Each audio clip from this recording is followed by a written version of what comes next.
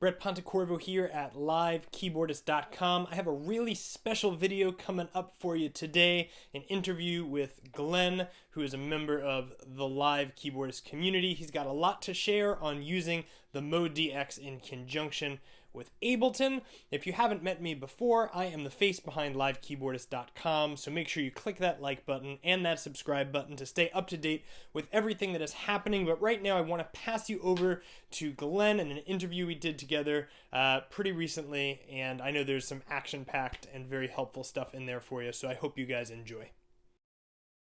Well, Glenn, I'm happy to have you here on LiveKeyboardist. Thanks for coming all the way to New York. Happy to be here. Yeah. So Glenn has been a member of the LiveKeyboardist community since it was main stage to Ableton. And today we're going to just talk a little bit about his setup and sort of his story and how he came to play the way that he does. So Glenn, do you want to tell us just a little bit about like your musical journey? When did you start playing? When did how'd you end up behind a keyboard and all of that? Well, I was a native of Brooklyn, actually. I lived in near Prospect Park. My parents were living in Brooklyn at the time. They were friends with another couple who lived in Mill Basin. We used to visit their place, and they had a piano there. Yeah. This was in the early 60s, right? And so I liked playing on that piano, and that gave my parents the idea that I might want piano lessons. We had moved to Somerville subsequently in Jersey. And so they got an old used piano for me to try, got me lessons, and I'm 9 years old, and this is where I've been since then. Started at that point. So what was the journey like between like 9-year-old Glenn and like 18-year-old Glenn, and where did you play straight through the whole time, or how did that? I did play, typical piano lessons straight through. When I got to high school, they had what was called jazz dance band, which was the old 40s type of jazz things.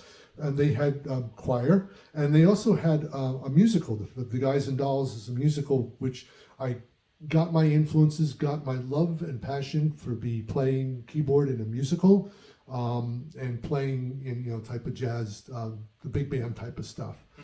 I went to college hoping to be pre-med, and then took chemistry, and then many women and men will thank me I never became a doctor. There you go. So pre-med didn't work. First chemistry course didn't work. No. Okay. So chem lab was brutal for me. So then you ended up going back. Right. I was going to Rutgers for that, and then I just switched majors to music, and that's where I graduated from Rutgers at that time. Okay. Cool. So you graduated from Rutgers with a degree in music and teaching certificate. Okay. And then what happened? Living in Somerville, and I commuted to Rutgers, and the only jobs in the late 70s for music teachers were in Wyoming and Montana. I didn't really want to go there, so I kind of was a guard and security and doing this. And, but a few months later, I got saved. I became a believer in Jesus through some people's influences. And my big influence, as I had said prior to that, was musical theater, jazz band. I loved Elton John music. I was kind of identified with that type of music. I liked a lot of the R&B type of music. And Bee Gees was big back then too, right? But when I became a believer, that was November '79. One of the big influences at that time was Keith Green. And I really liked his music. I liked the passion, the way he played it. So that was my initial start in Christian music. I kind of went through a period where I just got rid of all my secular music.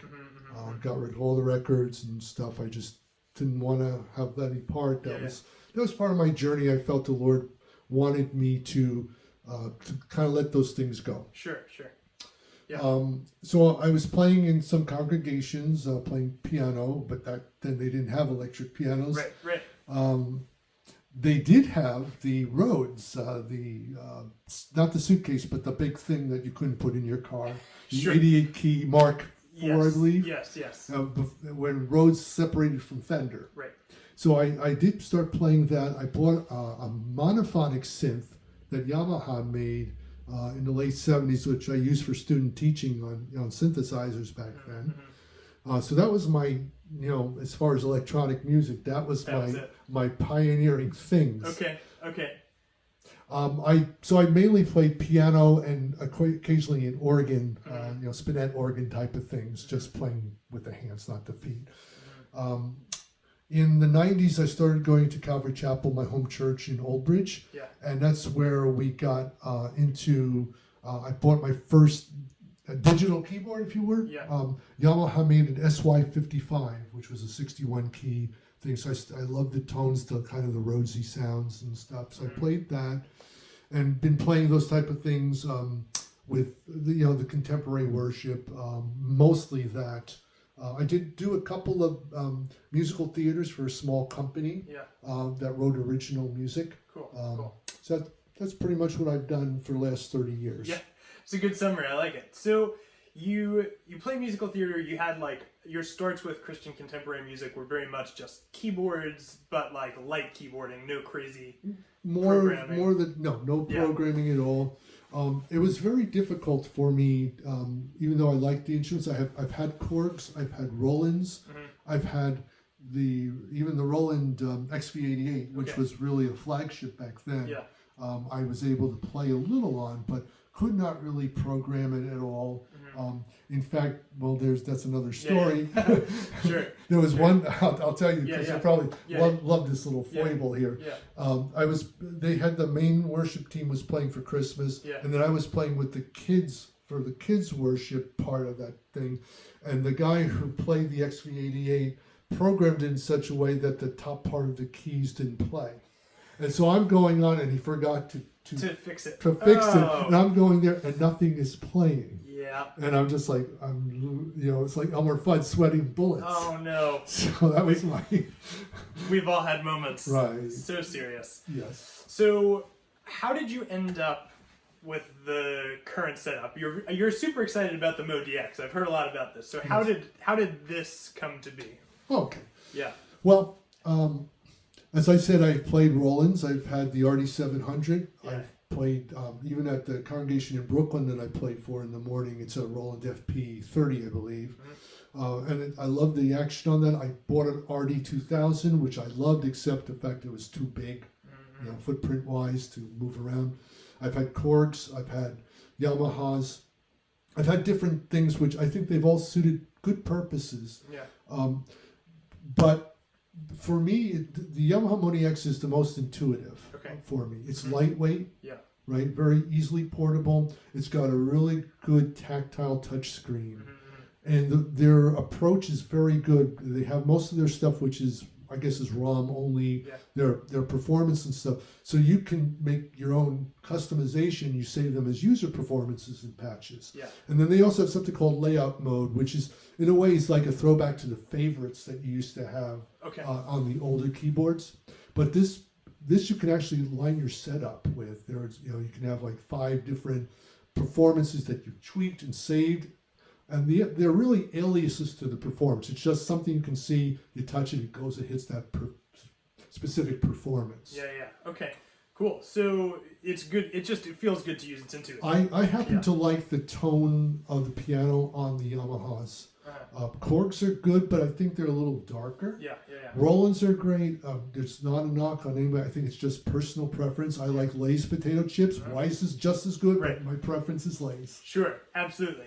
So, but the MODX... But that's not a healthy food. I shouldn't be saying that. No, it's great. It's great. There's there's the potato chips at the deli that I love too. I can't even remember what they're called though. But so there's the thing cool about the way that the MODX interfaces with Ableton though is that there's actually an interface built in. The type, right? yes. So the type of venues I've played at, I've done rescue missions with a few people. I've done things where we have very tight footprints, not much room to go in. So I started out getting the 61 keys, right, because of the very, very small footprint.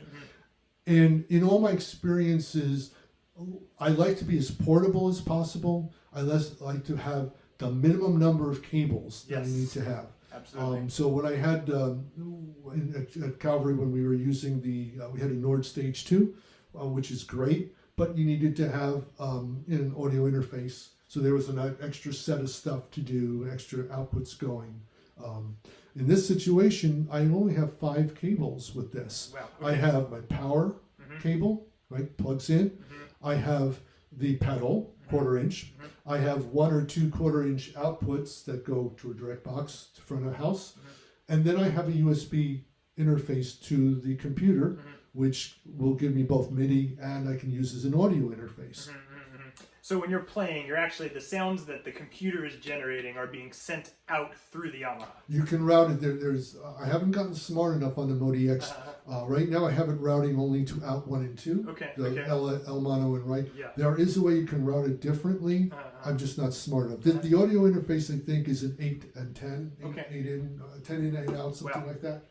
I'm just not smart enough yet. So it's pretty robust, though. It is robust. But like, you know, a lot of people are not even in a place where they're needing, you know, 8 outputs. Like sometimes just, you know, even having 1 and 2 out. So using this keyboard, it actually gives you the ability to have 10 in, 4 out. That's what the MODX is. Oh, yep, there you go. So that's brilliant. I love that. So you're literally getting rid of all the cables that you would usually have with an audio interface by using this. Right. And so how long would you say is set up for you on average? 10 minutes tops. I mean, it's and most of the 10 minutes tops is making sure front of house has a good signal. Right. Sometimes they have me muted. They don't know that. Yeah. That's the fabled sound check, right? Right. And so for that reason, there you'll see a little 1/4 inch gold thing sticking out of my headphone jack. Okay. Because sometimes what I'll do is I'll bring my headphones to make sure I've got signal going, or I have a Bose battery powered amp that I'll use as a wedge if I need to do that. Yeah. That's beautiful. So I know you were sharing a little bit that like you like to have your base layer sounds internal, and so what does your setup look like so that you're able to incorporate both the internal sounds on the Yamaha as well as the Ableton sounds together? How do they work together? So I'll start with the bass. Yeah. For certain venues that I'm playing at, the simplicity is key. Yeah. Right. So I just bring the MODX. Yeah. Either the 61 or the 88. Most of the time 88.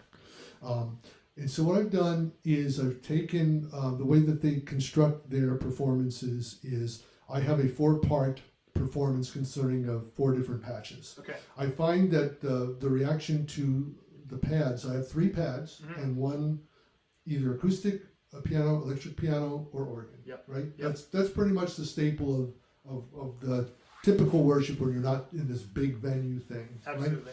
Right? So if you're just one keyboard player and every electric guitar, bass, drums, that basic setup, so I find that the reaction to me having a string pad, a warm pad, and then an organ drone type of pad, which that drone pad is good for some tonic drones, as well as if you're playing something that kind of like needs an organ in it, but not quite. Like, like Lord, I look to you. Yeah. Right. That you know. That little kind of a droney thing. So what I was able to do is replicate that 3 times. So the first time I have part 1 is acoustic piano, and then my 3 pads. The second replication is instead of acoustic piano in part 1, I have a whirly, right? And the same 3 pads. And the third time, it's an organ, just a single part organ with the 3 pads. And that way I've got it in my layout that they're consecutive, horizontal, so I can just switch. Yes. Now, one of the advantages of the Yamaha MODX is what they have called seamless switching, which means you can switch your part or your patch and you don't get the cutoff. Right. Now, there's some limitations. You can only have a 4-part setup for each performance, if you would. And I believe that specific patch has to have a seamless switching type of indicator on it. Okay? But that's been really good where if I want to transition, I'm in a, and then with the...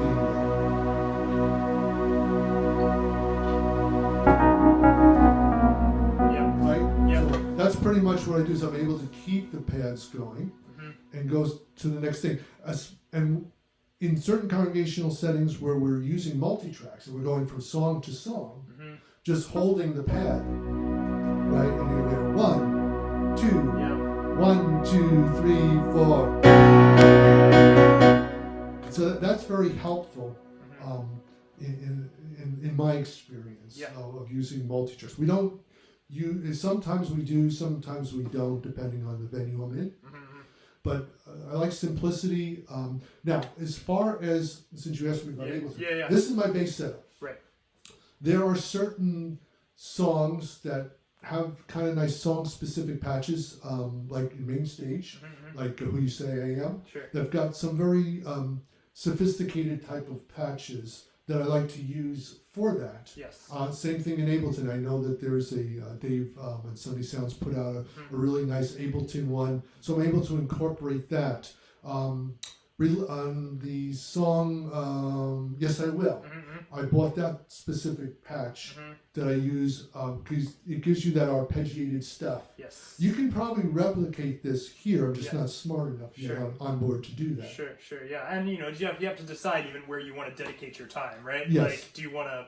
Are you trying to be sound designer? Are you trying to be, Right. Yeah. And I think I like the flexibility to be able to go to any venue and know what I need to do. So let's say I'm traveling to California, which I haven't done yet. Yeah, it's on the list. But if I'm supposed to play with some guys in a congregation in California, obviously I'm not going to be taking this with me on the plane. Right. So what if I replicated everything I need here to Ableton? Right. So all I need to have is a good weighted keyboard that's got, I would say, a good onboard piano sound. Yes. Just for a fail-safe. Yeah. That way I've got everything set up. So what I did here with those 3 staple pad sounds that everyone seems to like, I've done what I can at this point to replicate them as 3 channel strips in Ableton, or even make them an instrument rack, which is what I'm working with you on. Yes. Your pad for Tapestry, I think, is very close to the organ drone pad that I have. Okay. There's a couple others that I use. I'm using Ian's Atmosphere pads from his synth use stuff. And I use a Noir keyboard from Contact for the acoustic piano, which I've been pretty happy with. You've been happy with it, yeah. Yes. I use the Arturio DX7 and Whirlies for that. So I'm trying to replicate those 3 performances that I made here, to replicate that entirely in Ableton so I could use one, the other, or a mixture of both, depending on what I feel I need to do. Yes. But again, the overriding thing to me is portability and simplicity. Cool. Yeah, I think that's awesome. So you put together a patch for Relentless that sort of incorporates both of these things together, right? Right. My friend John he designed the patch. We shared it on a certain file sharing site, Dropbox. And so I've incorporated that patch into my instrument list under my user library. Okay. And so I have that in Ableton, and using the chain selector, I was able to go hit the key zone and limit the range of that from like A4 to the top. And on the MODX, I limit the key range to be the top is G#4. So I have only pads. The way we did Relentless at my congregation was we had 2 keyboard players. So John did a lot of the heavy lifting. I did mostly the pads and that lead synth part of Relentless. And we were having the Relentless multi-track play at the same time for the guide and click and the acoustic, not the acoustic bass, but the percussion and the synth bass, and some extra type of things. There's a background vocal part that's got a slight latency, so it gives you that more congregational effect. So we would play that live when we were doing worship, and my friend Bill, who is the bass player, is very good at Ableton, so he would just block out or mute out the ones that we wouldn't use. That way, the beauty for that was, let's say the bass guitar couldn't come. You just enable the bass. It's not quite as good if the drummer doesn't come. It kind of looks a little hokey. It's a little weird, yeah, But, sure. but the thing is that, you know, my electric guitar is not able to come, my bass is not, we can just enable that, and we've practiced to it. Yeah. When we say practice, we practiced and polished it. It's not that we just rehearsed it once or twice. Yeah. So we're able to play it whenever we need to, with whatever we need to. Yeah, that's awesome. All right, so I'd love to like look inside your set. Can we do that? Awesome. I have it all. All right, in Ableton, I designed a template. Okay. Right, which is just a project. Yeah. Right. I set everything up with the nano control and with the MODX as the keyboard input, so you can see that everything. I created 7 channel strips. Yep. The 8th one is dedicated on my nano control is for master volume and master pan. I see. Okay. Okay. If I get a song specific patch, I repurpose the master pan for the song specific parameter. But there's basically 7 parts here. A couple of them are instrument racks. A couple are just standalone. But they were all. So when I open up and want to pull things, it's already preset for the nano control to have 3 clips for my 3 buttons. Yes. The MODX is the input source. Everything is set to in for the monitor. Yep. And the volume, pan, and control are already set up to the nano control too. Beautiful. Right. So that's how I got it, and there that way it's a template. In Ableton, I found that you can save that as your default. Yes. So when you open up Ableton for the first time, you get 7 disabled tracks, all saying MODX is input. Yep. And now configured for the nano control. So you're using your 3 buttons to use clips that switch through your sounds. Yes. So would you mind showing us what sound you got rocking there? What's in your set? Is your nano control dead? The nano control doesn't always listen to me. Yeah. I've had the same issue. All right. 1, 2. This time 1, 2, 3. You can hear that but I haven't disassociated the. Yep, I got you. But you can see 1, 2, 1, number 2, 1. 3. So I can see that on the Arturia keys, my DX7 is enabled with the first channel strip, and you can see right there DX7 and Whirly. And you can see they're separate. Yes. All right. Yes. So on channel strip, on clip number 1, it's just going to be 2, 1, 2, 3, 4. So. All right. So you should be able to hear. I'm going to take these things down.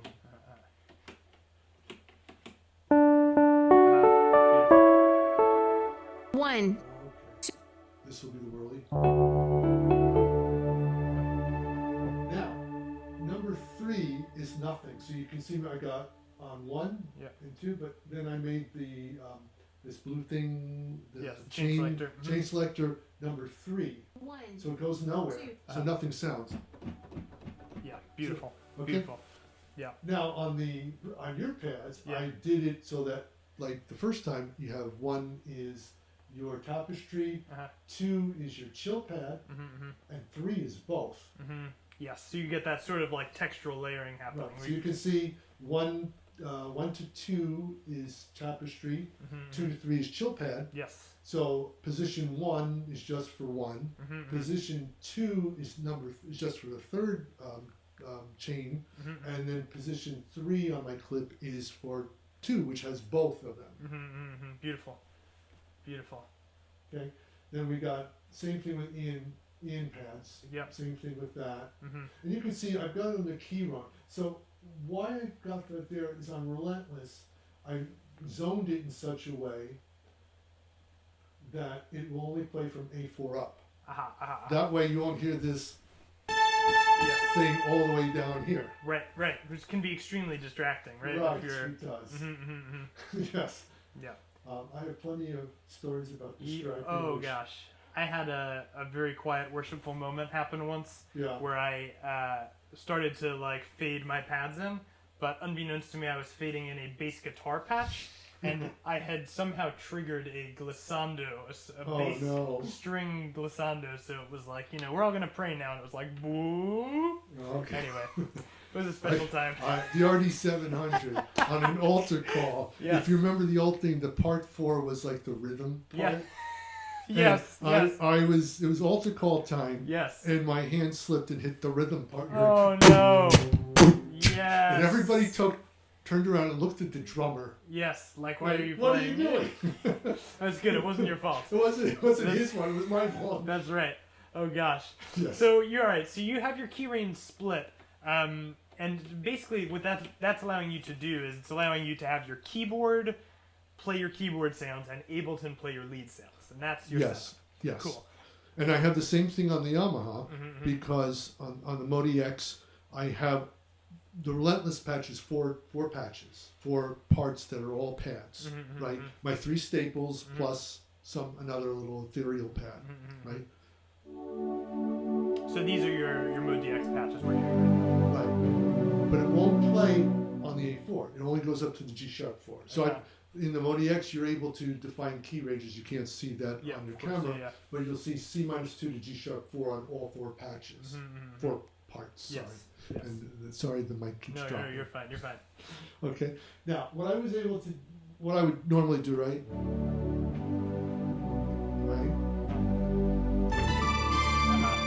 Now, I happen just for experiment and practice, I have it so that 1, it's 2, playing to Relentless 1, multi-track. 2, 3, 4.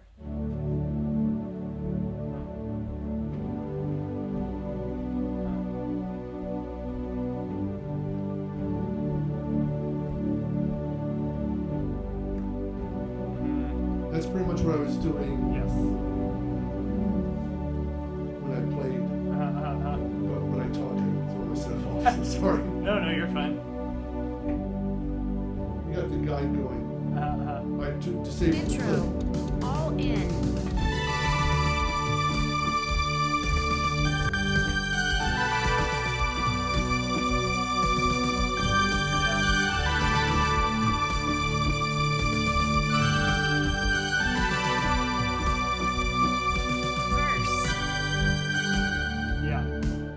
Beautiful. So you end up actually still getting that like seamless cutoff because the decay that's happening on the keyboard, the computer rather, is not affected by your onboard sounds. Correct. Yeah, and then you're also even getting a more seamless process afterwards because this part isn't changing. Right. Yeah. I can also put some of your pads on at the same time to give it more of an extra wall, if you will. And I kind of like that. I saw something. That Yanni had said something because you can see like the wall of his keyboards. 400 keyboards. Right. But he said he has it in such a way that whatever note he plays on one keyboard plays everyone else. Yes. So that he gets this thicker wall of sound, and he likes it that way. Yeah. In a sort of a metaphor where you have maybe 2 violin players and then you place them in different things and you do successive takes to get that thicker ensemble sound. Yes. Absolutely, and you get slight like the different sounds, the different timbres, maybe even slightly different intonation. Yes, it's kind of bouncing off of each other. Yes. Well, that's amazing. So, thank you so much for sharing everything. You're if people have questions, how do they get in touch with you? How do people ask you if they're like interested in what you're doing, and how do they get in touch with you? I didn't prep you for this. I'm throwing you under the bus here. Don't you have a Facebook page? I do. So people could reach you. They can find you on the Facebook page, and you can find me on Facebook. I'm Good Measure Music, but probably through your Facebook page, LiveKeyboardist would probably be good too. Be easiest. Cool. So I'll put all of that stuff below. Glenn, thanks for sharing all of this stuff and being here today. Most welcome. Cool. God bless you. Yeah.